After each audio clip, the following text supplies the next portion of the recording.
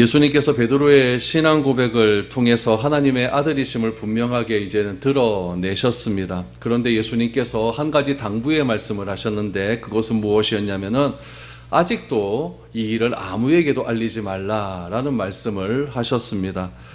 예수님께서 온 인류를 구원하시기 위해서 이 땅에 오셨습니다. 사실 이 예수님의 구원의 사역은 이제 제자들도 어렴풋이 이제 알아가기를 시작할 그때 때임입니다. 그러나 완벽하게 이해하지는 못합니다. 유대인을 비롯한 제자들은 메시아의 도래를 지금도 아직도 기다리고 있었습니다. 그러나 예수님께서 제자들에게 보여주신 메시아의 모습은 어떤 모습이었냐면은 유대인들과 제자들의 기대와는 달리 고난받고 십자가에 못 박혀 죽는 그런 메시아의 모습을 예수님께서는 제자들에게 말씀해 주셨습니다.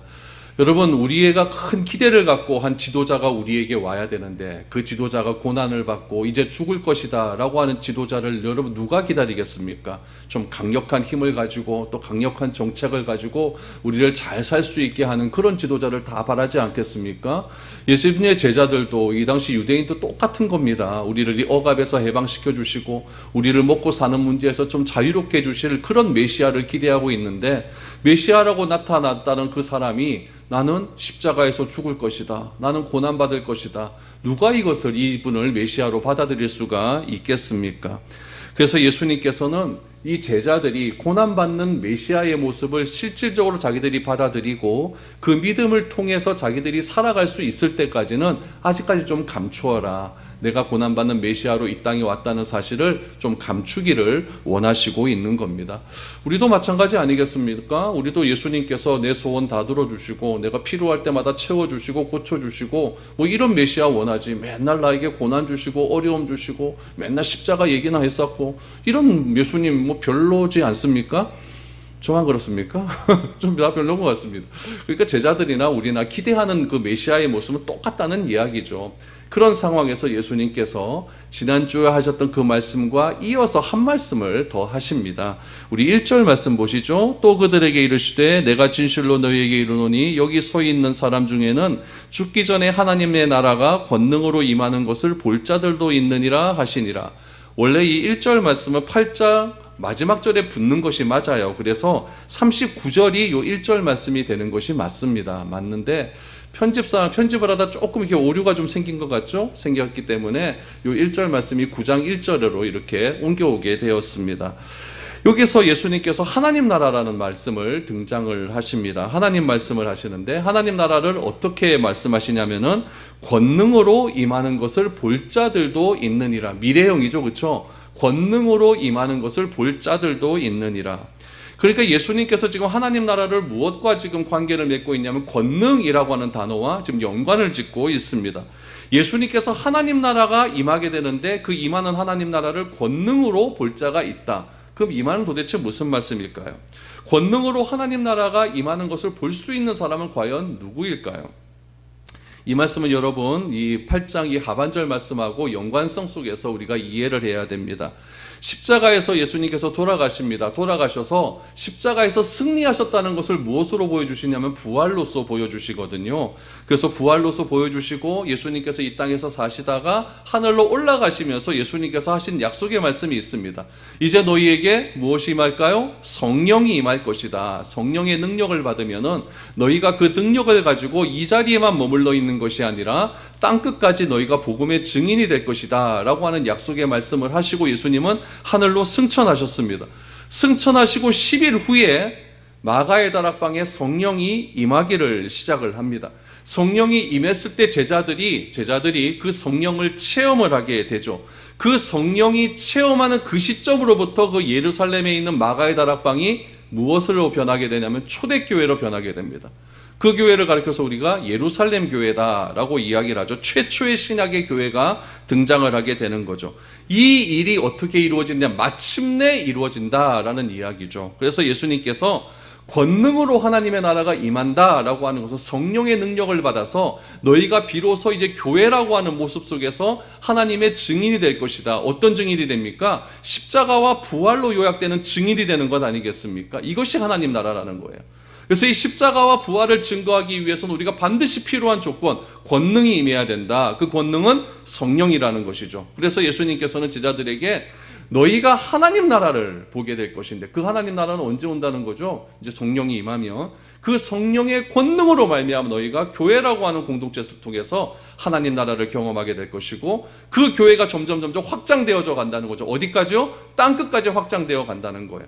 그 확장되어 가는데 그 무엇을 통해서 증거가 될 수 있냐면은 우리가 잘 먹고 잘 사는, 우리가 예전에 가졌던 그런 메시아의 모습이 아니라 고난받는 메시아의 모습으로 십자가와 부활이라고 하는 이 능력을 통해서 세상은 점점 하나님 나라가 확장될 것이다. 그것을 권능으로 임하는 하나님 나라를 볼 자들도 있느니라. 그러니까 그 볼 자는 누굽니까? 여러분들입니다. 또 접니다. 다 믿지 않습니까? 그러니까 우리를 통해서 하나님 나라는 더욱더 확장되어 갈 것이다. 이 말씀을 우리에게 해 주십니다. 1절에 이 말씀을 하시고 엿새가 지나게 됩니다. 2절에서 4절까지 보십시오. 엿새 후에 예수께서 베드로와 야고보와 요한을 데리시고 따로 높은 산에 올라가셨더니 그들 앞에서 변형되사 그 옷이 광채가 나며 세상에서 빨래하는 자가 그렇게 희게 할 수 없을 만큼 매우 휘어졌더라. 이에 엘리야가 모세와 함께 그들에게 나타나 예수와 더불어 말하거늘, 변화산 사건이라고 알려주신 그 사건이 오늘 등장하게 됩니다. 2절에 보니까 예수님께서 베드로와 야고보와 요한을 따로 데리고 높은 산으로 올라가셨습니다. 여러분, 마가복음과 마태복음에는 엿새 후다라고 이야기합니다. 엿새 후. 언제부터 엿새 후냐면 베드로의 신앙 고백 이후에 엿새 후입니다. 엿새 후인데 누가복음에 보면 이거를 여드레 후, 8일 후다고 이야기를 합니다. 여러분, 이건 계산상에 조금 차이가 있어요. 만으로 하는지 아니면 일자로 계산하는지. 그래서 우리도 3박 4일 그러면 4일이 될 수도 있고 3일이 될 수 있는 것 아닙니까? 그렇죠? 그러니까 여기도 그런 의미에서 계산상의 착오가 있는 것이지 이 날짜는 뭐 별로 그렇게 중요한 것은 아닙니다. 그 산에서 어떤 사건이 일어났느냐, 이 산에서 일어난 사건이 우리에게 어떤 의미가 있느냐, 이것이 훨씬 더 중요한 일이라고 보시면 됩니다. 그렇다면 예수님께서 왜 3명의 제자들을 따로 데리고 이 산으로 올라가셨을까요? 이 사건을 누가복음에는 이렇게 기록하고 있습니다. 누가복음 9장 28절 말씀해 보니까 이 말씀을 하신 후 8일쯤 되어 예수께서 베드로와 요한과 야고보를 데리고 기도하시러 산에 올라가사, 이 말씀은 1절에서 하신 그 말씀입니다. 그 말씀을 하시러 뭐하러 산에 올라가셨다? 기도하러 올라가셨다라고 말합니다. 예수님께서 올라가신 이 산은 전통적으로 다볼산이라고 알려진 곳입니다. 다볼산은 어디에 있냐면 갈릴리 바다, 갈릴리 호수 남쪽에서 조금 동쪽으로 더 가면 그곳에 있습니다. 별로 멀지 않아요. 가나 혼인잔치한 그 가나 지역과 별로 멀지 않은 그런 곳에 위치해 있습니다. 전통적으로 알려진 곳이죠. 그래서 실제적으로 다볼산에 가면은 변화산 기념교회가 지금도 존재하고 있습니다. 그런데 이 예수님께서 행하신 이 행적을 조금 살펴보면, 행하신 행적을 조금 살펴보면은 다볼산으로 보기에는 조금 무리가 좀 있습니다. 그래서 현대 신학자들은 이 다볼산이 아니라 예수님께서 가신 그 산은 갈릴리 바다에서 북쪽으로 조금 더 올라가면은 헐몬산이라고 있는데 그 헐몬산 남측 기슭이다라고 이렇게 주장하는 학자들이 점점점 많아지고 있습니다. 이것이 오늘날의 해석입니다. 그래서 예수님께서는 이 헐몬산으로 가셨든지 다볼산으로 가셨든지, 저는 이렇게 마가복음을 쭉 보니까 헐몬산이 좀 맞는 것 같아요. 이 헐몬산으로 가셔서, 이 산에 가셔서 예수님께서 제자들과 함께 놀라운 일들을 그 가운데 행하신다라는 것이 중요한 것이죠. 예수님께서 여러분 왜 그러면 산으로 가셨는가? 여러분, 이 산이라고 하는 곳은 하나님의 임재를 나타내는데 굉장히 중요한 장소입니다. 여러분, 구약 성경에도 보면은 산은 하나님께서 자신을 드러내시거나 사람들에게 어떤 소명을 주실 때 산이라고 하는 장소를 굉장히 많이 이용하셨습니다. 이런 의미에서 예수님께서 산으로 올라가셨다라고 하는 것은 누구를 만난다는 의미이고, 이 산에 가서 누구를 만나는가가 굉장히 중요한 것이죠. 여러분, 모세를 보세요. 모세는 신의 산에 가셔서 하나님을 만나지 않습니까? 하나님의 이름을 듣고 소명과 사명을 다 받습니다. 엘리야 어떻습니까? 엘리야도 신의 산의 또 다른 이름인 호렙산에 가서 하나님을 경험하게 됩니다. 모세는 율법과 율법 시대를 대표하는 사람이 모세고, 엘리야는 구약 시대의 선지자를 대표하는 사람이 엘리야입니다. 그래서 이 두 사람은 어디서 만났느냐? 예수님께서 제자들과 함께 따로 올라가신 그 산에서 모세와 엘리야를 만났다라고 하는 그 사실이 중요한 것이죠. 그러면 여러분, 구약시대 때 수많은 인물들이 있지 않습니까? 다윗도 있고 솔로몬도 있고 뭐 히스기야 왕도 있고 유명한 인물들 너무나 많은데 왜 하필이면 이 두 사람을 만났을까? 이 두 사람을 만나기 전에 또다시 중요한 것은 무엇이냐면은 모세와 엘리야를 만나기 전에 예수님의 형체가 변했다라고 하는 것이죠. 어떻게 변화가 되었는지 그 변화의 과정은 성경에서 나와 있지는 않습니다. 마가는 이 사실을 뭐라고 기록하고 있냐면 너무나 하얘니까 그때 당시에 표현할 수 있는 최고의 하얀 것으로 표현하고 있습니다. 뭐라고 얘기하냐면 누가 빨래를 했는데 이처럼 하얗게 빨래를 할 수가 없다, 이렇게 표현하죠. 요즘 같으면 어떻게 표현할까요? 세탁소에서 표백세를 넣어가지고 하얗게 했는데 그것보다 더 하얘질 수가 없다, 이렇게 표현할 수가 있지 않겠습니까? 그 당시에는 최고로 하얀 게 그건 거예요. 그것보다 더 하얘질 수가 없다. 이 마가는 그렇게 그렇게밖에 얘기할 수가 없는 거예요. 얼마나 하얗게 됐는지. 이 현상은 예수님께서 하나님의 형광을 지금 드러내는 그런 장면이라고 볼 수밖에 없는 것이죠. 그래서 예수님께서는 왜 이렇게 하얀 모습으로, 빛된 모습으로 그들에게 드러나셨느냐? 하나님의 아들 되었다. 하나님의 아들 되심을 지금 신비한 모습을 통해서 지금 제자들에게 드러내고 있는 것이죠. 그런 신비한 모습을 통해서 드러내신 뒤에 누구를 만나셨느냐? 모세와 엘리야를 만났다라는 이야기죠. 여러분, 어떤 사람이 모세와 엘리야를 만났다, 이것은 여러분 인간적으로 보면 굉장히 큰 영광일 것입니다. 영광인데 지금 오늘 이 본문 사건 속에서 예수님, 모세, 엘리야 이 셋 중에서 누가 가장 큰 영광이냐? 누가 가장 큰 영광이겠습니까? 모세와 엘리야가 가장 큰 영광이겠죠. 누구를 만났기 때문에? 하나님의 아들을 만났기 때문에. 그들이 가장 큰 영광이지 예수님이 영광이 아니라는 이야기예요. 그래서 이 모세와 엘리야는 지금 변화산에서 하나님의 아들의 모습을 눈으로 직접 목격하게 되었다는 이야기죠. 굉장히 큰 영광입니다. 그럼 여러분, 1절을 제가 말씀을 드릴 때 뭐라고 말씀드렸냐면 예수님께서 자신이 아직까지 하나님의 아들 메시아임을 드러내지 말라고 했습니다. 근데 예수님께서 지금 나타나신 이 현상은 자신이 하나님의 아들이라고 하는 사실을 드러내는 일이었거든요. 누구 앞에서요? 모세와 엘리야 앞에서. 또 누구 앞에서? 3명의 제자들 앞에서. 조금 보면 예수님의 말씀이 조금 오류가 있는 것 같아요. 그리고 이 두 사람을 만나게 됩니다. 여러분, 구약 성경에 보면 모세와 엘리야 외에도 아브라함, 다윗, 이사야 같이 더 위대하고 구약에 의미 있는 사람이 있습니다. 그러나 예수님께서 특별히 이 두 사람을 만났다라고 하는 것은 이 두 사람의 상징성이 있기 때문에 그렇습니다. 모세는 뭘 상징할까요? 율법을 상징합니다. 엘리야는 무엇을 상징할까요? 선지자를 상징하는 거죠. 그러니까 예수님께서 이 두 사람을 만났다라고 하는 것은 구약의 율법과 구약시대의 모든 것들을 예수님께서 완성하시는 분이다라는 것을 의미하고 있는 것이죠. 이 모습을 제자들이 봤다는 거예요. 이 모습을 본 제자들이 뭐라고 얘기했을까요? 5절 말씀해 보니까 베드로가 예수께 고하되 랍비여, 우리가 여기 있는 것이 좋사오니 우리가 초막 셋을 짓되 하나는 주를 위하여, 하나는 모세를 위하여, 하나는 엘리야를 위하여 하사이다 하니라고 말합니다. 불과 엿새 전에, 좀 길게 가면은 8일 전에 예수님을 향하여서 베드로가 고백한 내용이 무엇입니까? 주는 그리스도십니다. 주는 하나님의 아들이십니다 라고 베드로가 고백을 했죠. 근데 예수님께서 하나님의 아들로 완전히 변화되어서 본 그 모습을 본 베드로가 예수님을 지칭을 어떻게 합니까? 랍비여, 이렇게 얘기해요. 랍비여.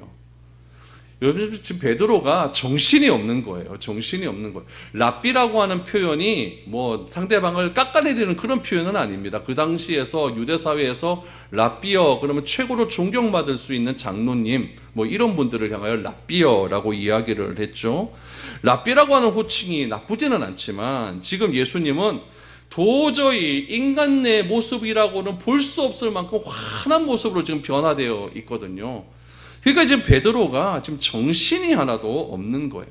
제정신이라고 한다면 베드로가 무엇이라고 고백해야 되겠습니까? 그리스도시여, 메시아시여, 이렇게 말하는 것이 맞죠. 근데 베드로는 예수님을 랍비라고 부릅니다. 랍비라고 부르는 이 현장에서 과연 이 세 분은 무슨 이야기를 하셨을까요? 누가복음 9장 31절 말씀에 보면은 오늘 본문과 똑같은 말씀인데 이 말씀 속에서 한 대화의 주제가 나옵니다. 영광 중에 나타나서 장차 예수께서 예루살렘에서 별세하실 것을 말할세. 이제 전체적인 종합에 들어갑니다. 종합에 들어가요. 도대체 이 사건이 무슨 의미가 있느냐? 별세가 뭐죠? 죽음이죠. 죽음에 대해서 말한다. 어디서 죽는다? 예루살렘에서 죽을 것을 말씀하신다라고 말을 하죠. 여러분, 예수님께서 베냐산에 왜 올라가셨다고 했죠? 누가복음에 보니까 기도하러 올라가셨습니다.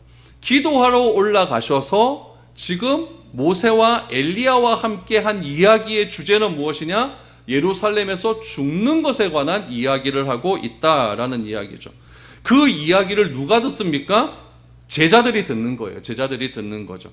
그러니까 제자들에게 지금부터 너희들이 가야 할 길을 말씀해 주시는 거예요.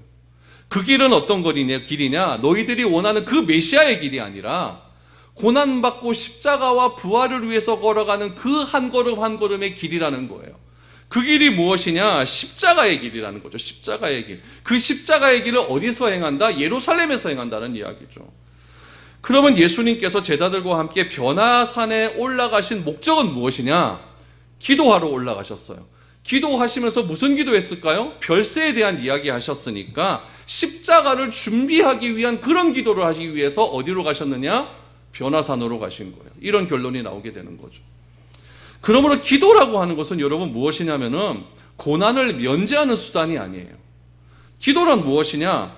고난을 대비하여 이기는 길이 기도라는 이야기예요. 예전에 저 어렸을 때 부흥회 일을 하다 보면 부흥사 목사님이 오셔서 기도에 대해서 설교하실 때 이런 여러분들 설교 많이 들어봤을 거예요. 저 이 준비하다 그 말씀이 딱 생각나요. 기도는 저금하는 것과 같다. 기도는 하나님의 나라의 은행에 저금을 막 해놔가지고 내가 고난이 왔을 때 그거 찾아 쓰는 거다. 이런 얘기 안 들어보셨습니까? 부흥회를 안 다니셨군요. 예, 이런 얘기 전 굉장히 많이 들어봤어요. 그래서 기도는 그런 거다. 저축하는 거다. 오늘 본문 말씀만 보니까 그런 거예요. 고난을 면제하는 수단이 아니라 우리에게 고난은 반드시 온다는 거예요. 반드시 오는 건데 고난을 대비하여 이기는 길이 기도하는 길이다. 고난과 십자가와 부활의 비밀을 제자들에게 알려주시기 위해서 예수님께서 행하신 일은 무엇이냐? 따로 불러가서 하나님의 아들이심을 변화를 통해서 드러내시고 같이 기도하자. 그 기도함의 주제는 별세다. 이 이야기를 하고 싶은 것이죠. 예수님은 제자들에게 십자가를 어떻게 준비해야 하며 십자가 고난 이후에 어떤 일이 있을지를 그 영광을 미리 보여주신 겁니다. 제자들은 이 영광을 또 한 번 목격합니다. 언제 목격할까요? 예수님이 부활하시고 제자들에게 나타나실 때 이 영광을 똑같이 또 한 번 더 목격을 하게 되는 것이죠. 여러분, 왜 예수님께서 그러면 이 십자가의 예루살렘에 들어가서 고난 이 십자가를 이야기하기 전에 이런 영광을 보여주실까요? 이유는 분명합니다. 결론을 알면 현재를 이길 수가 있는 거예요. 내 장차 결과가 어떤지 알면은 현재를 누구든지 이길 수가 있다는 이야기예요. 우리가 지금 불안해하는 이유가 무엇입니까? 미래를 모르기 때문에 불안한 거죠. 우리 장차 미래가 어떻게 될지 다 알면 불안할 게 뭐가 있습니까? 뻔히 다 아는데. 예수님께서 영광의 모습을 그대로 지금 제자들에게 보여주시는 것. 하기 전에 예루살렘에서 십자가의 고난을 받기 전에 영광의 모습을 미리 보여주시는 것은 무엇이냐면은 지금 고난이 와도 두렵지 않는 이유가 이 영광 때문이라는 거다. 고난이 와도 십자가를 져도 두렵지 않고 무섭지 않는 이유가 너희도 장차 이런 영광 중에 있기 때문이다 라는 것을 몸소 보여주시고 있는 것이죠. 우리는 그러므로 이 영광을 볼 수 있어야 됩니다. 이 영광을 보는 자마다 모든 고난에서 해방될 수가 있는 거예요. 이 영광을 보는 자마다 삶의 어떤 어려움과 고난이 찾아온다 할지라도 해결할 수 있는 능력이 이 영광 가운데서 나타날 수가 있다는 이야기예요. 영광을 보기 위해서 우리는 어디에 자리에 있어야 될까요? 예배 자리에 있어야 돼요. 영광을 보기 위해서 예수님처럼 변화산에 올라가서 기도의 자리에 있어야 되는 거예요. 그럴 때 우리는 영광을 볼 수가 있고 그 영광을 믿음을 통해서 고난의 현장에서 우리가 승리할 수 있는 비결이 거기서 나온다는 거예요. 기도는, 예배는, 신앙생활이라는 것은 고난을 면제하는 것이 아니라 고난을 이길 수 있는 능력을 키우는 겁니다. 저에게도 고난이 있고 여러분 모두에게 고난은 있습니다. 그것을 이길 수 있는 방법은 기도밖에 없다는 것을 기억하시기를 바랍니다. 이런 상황에서 베드로는 예수님과 엘리야와 모세를 위하여 뭘 짓자고 합니까? 초막 셋을 짓자고 합니다. 그럼 모세와 엘리야는 지금 어디서 내려왔습니까? 하늘에서 내려왔잖아요. 그렇죠? 땅에 사는 사람이 아닙니다. 하늘에 거주하고 있고 예수님도 하나님의 아들이시죠. 근데 예수님이 하나님의 아들이신데 지금의 모습은 완전히 영광 중에 있는 그런 모습이거든요. 그러면 이들이 산에다가 초막새 씻고 산다는 게 말이 안 되는 이야기잖아요. 그러니까 지금 베드로가 지금 횡설수설하고 있는, 자기가 지금 무슨 말을 하고 있는지도 모르는 거예요. 그러면은 왜 베드로가 이렇게 횡설수설할 수밖에 없었을까? 6일 전에 예수님을 향하여 그 위대한 고백을 하고 예수님으로부터 그렇게 칭찬을 받고 그 위대한 고백 위에 내 교회를 세울 것이다 라고 하는 능력의 말씀도 듣고 그 교회는 절대 음부의 권세가 해하지 못하는 그런 교회이고 천국의 열쇠를 내가 너에게 주겠다라고 하는 그런 능력의 말씀을 들었던 베드로가 왜 지금 이렇게 헤맬까요? 단순히 이 사건을 베드로의 성품 때문이라고, 베드로의 기질이 좀 덜렁대고 그래서 그랬을 것이다, 이렇게 말하는 것은 너무 어처구니가 없는 이야기죠.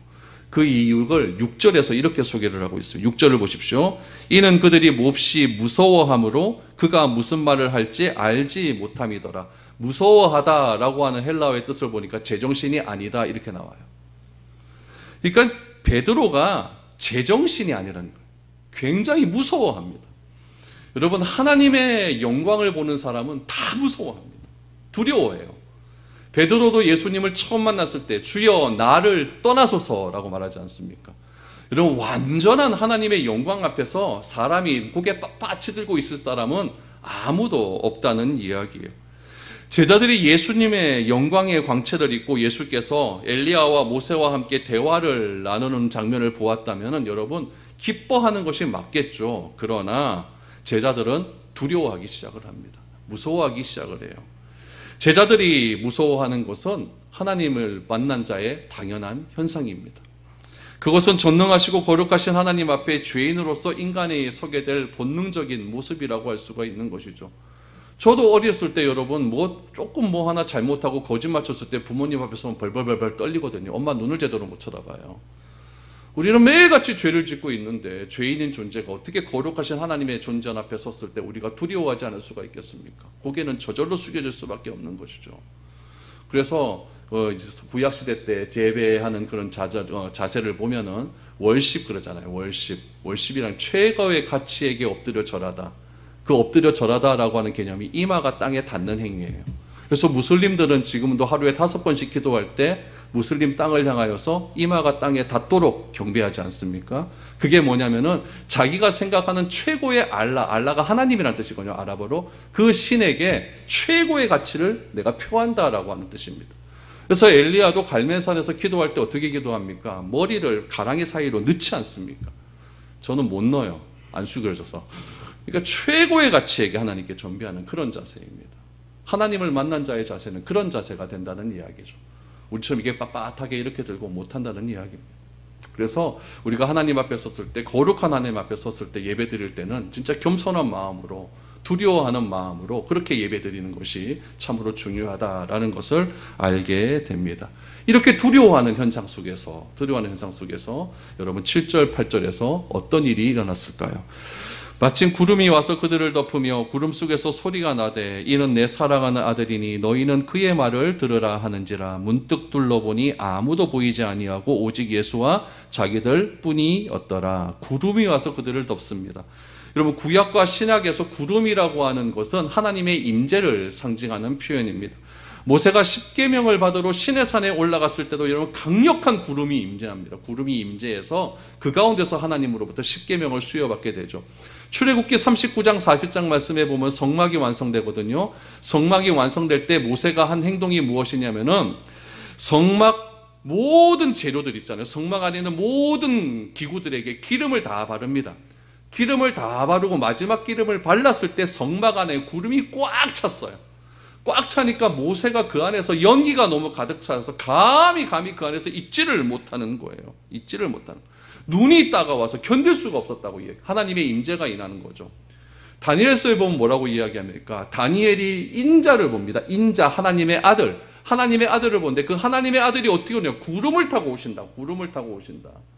이건 뭐냐면은 이 구름이라고 상징되는 이 성경의 표현은 하나님의 임재를 상징하는 그런 표현이라는 이야기죠.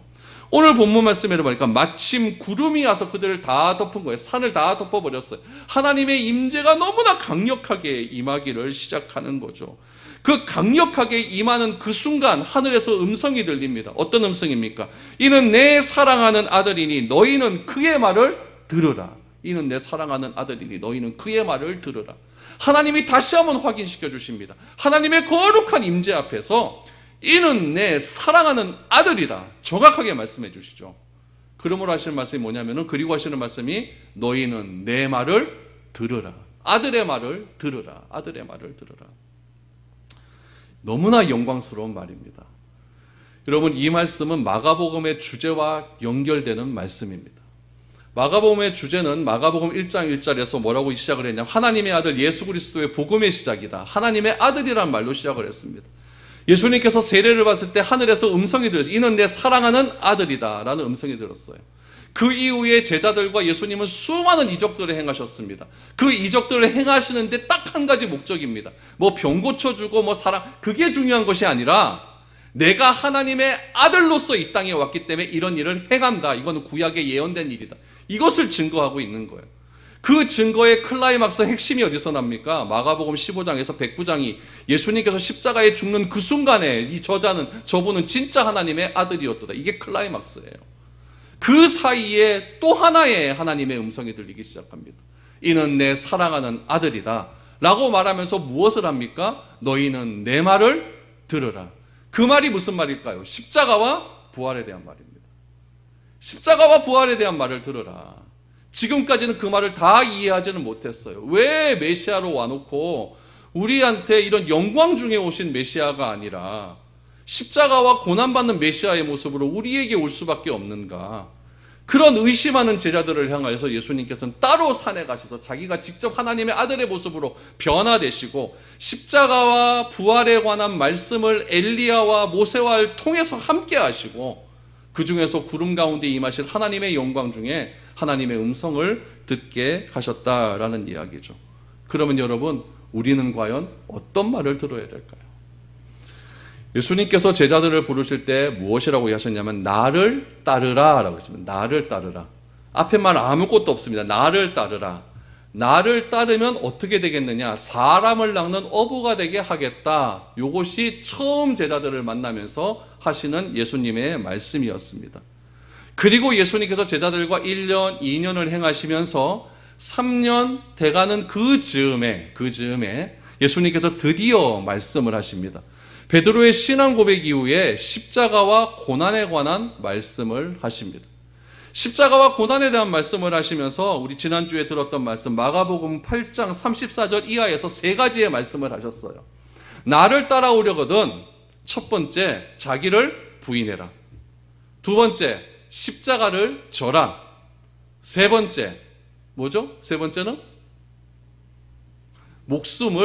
복음을 목숨보다 더 귀한 가치로 여겨라. 이 세 가지의 말씀을 하셨어요. 그럼 예수님께서 이 세 가지의 말씀을 이때 하신 이유는 무엇이냐? 처음에는 이 말씀을 해봐야 이해를 못하는 거예요. 나를 따르라. 그럼 너희가 사람 낚는 어부가 되게 하겠다. 그런데 신앙 고백 이후에는 이제 예수님께서 드디어 자기가 오신 목적을 말씀하십니다. 십자가와 부활. 그리고 나를 따라와서 너희가 진짜 사람을 변화시키는 사람이 되기 위해서는 세 가지의 조건이 필요하다는 거예요. 자기를 부인하고 십자가를 지고 목숨보다 복음을 귀한 가치로 여겨야 된다. 그러면 너희가 나를 따라오는 것이고, 그러면 너희가 사람을 낚을 수 있는 어부가 될 것이다. 이것이 변화산에 올라가신 목적입니다. 그냥 단순히 얼굴 허여지고 뭐 이게 목적이 아니라 제자들에게 정말 신비한 체험을 주는 거예요. 신비한 체험을 주는 거죠. 그래서 이 신비한 체험을 통해서 진짜 예수께서 구약에서 예언된 고난받는 종으로서의 메시아라는 것을 확인시켜 주시는 것이고, 그 확인 가운데 하나님의 음성을 듣게 하시고 너희는 나의 말을 들으라, 아들의 말을 들으라 라고 하는 그 메시지를 그렇게 전달해 주셨다라는 이야기입니다. 그런데 베드로는 초막셋을 짓고 여기서 살자. 이게 정말 엉뚱한 소리 아니겠습니까? 엉뚱한 소리 아니겠습니까? 그러니까 예수님께서는 진짜 베드로의 말을 듣고 초막셋을 찍고 거기서 살 것 같으면 거기서 변화산에서 사셨겠죠. 콘도 잘 지어놓고 사셨겠죠. 근데 예수님은 9절에 보니까 산에서 내려오십니다. 9절 10절 보시죠. 그들이 산에서 내려올 때에 예수께서 경고하시되 인자가 죽은 자 가운데서 살아날 때까지는 본 것을 아무에게도 이르지 말라 하시니 그들이 이 말씀을 마음에 두며 서로 무리하되 죽은 자 가운데서 살아나는 것이 무엇일까 하고 조금씩 알아가기 시작하는 거죠. 구름이 가득한 음성 가운데 현상 가운데 하나님의 음성을 듣습니다. 그리고 그의 말을 들으라라고 하는 음성이 들린 후 모세와 엘리야도 다 사라집니다. 그리고 예수께서 산에서 내려오십니다. 산에서 내려오셨다는 것은 이전의 모습으로 바뀌셨다. 사람의 모습으로 바뀌셨다는 이야기예요. 그러므로 여러분, 이 변화산은 어떤 곳이냐? 영적인 체험을 하는 장소입니다. 영적인 체험을, 요즘 말로 하면 기도원과 같은 곳이에요. 그러나 우리가 생활해야 될 곳은 어디냐면 기도원이 아닙니다. 우리가 생활해야 될 곳은 바로 세상입니다. 신앙은, 여러분 이거 잘 기억하셔야 돼요. 신앙은 우리에게 영적인 체험을 요구합니다. 그래서 어떤 사람에게는 막 방언 같은 영적인 체험도 하게 되고, 어떤 사람은 기도함을 통해서 병이 낫는 그런 영적인 체험도 하게 됩니다. 어떤 사람은 막 도저히 될 것 같지 않은데 하나님께 간절히 기도함을 통해서 초적사적인 그런 일로 그렇게 영적인 체험하는 경우도 있다라는 이야기예요. 그러나 여러분, 신앙은 아무리 영적인 체험을 요구한다 할지라도 영적인 체험이 기준은 아닙니다. 그리고 영적인 체험이 전부도 아니에요. 체험은 여러분 지나가는 겁니다. 과거에 여러분들이 경험했던 그 체험이 오늘날까지 이어지시는 분도 있겠지만은 그것이 대다수 이어지지는 않습니다. 영적인 체험, 과거에 했던 영적인 체험 매일매일 같이 여러분 영적인 체험을 받습니까? 그건 아니거든요. 영적인 체험은 그냥 다 지나갑니다. 그리고 우리는 그 영적인 체험이 지나간다고 하는 의미를 예수님은 어떻게 표현하셨냐면은 영적인 체험인 그 장소에서 내려오셨다라고 그렇게 표현하십니다. 그러나 여러분, 이 영적인 체험은 굉장히 중요한 것이지만은 이 영적인 체험만 강조하게 되면 우리가 신비주의로 빠지게 돼요. 신비주의로 빠지면 어떻게 되냐면은요, 일상 속에서의 기적을 놓쳐버려요. 이 얘기는 뭐냐면은 사회성, 공동체성이 다 사라진다는 이야기예요. 우리가 여러분 하루에 3끼의 밥을 먹지 않아요. 삼시세끼 밥 먹어요. 열심히 돈 법니다. 또 여러분들이 자녀들을 열심히 교육시킵니다. 여러분, 이건 너무너무 중요한 일이에요. 일상의 삶 놓칠 수 없는 일이에요. 그러나 여러분, 우리가 영적인 체험하기 위해서 이런 일상의 삶을 다 버려버리고 오로지 교회에서만 내가 하루 종일 살아간다. 교회에서 매일 헌신하고 봉사하고 교회에서 기도하고 24시간 기도하고 기도원 가서 집에 내려오지도 않고 교회를 떠나지도 않겠다. 이런 생각하면 안 된다는 이야기예요. 우리가 영적인 체험을 하고 예배를 드리고 기도하는 이유는 영적인 삶을 살겠다. 그거를 위해서 그렇게 하는 것이 아니라 일상의 삶을 살기 위함입니다. 왜 하나님께서 우리에게 영적인 체험을 주실까요?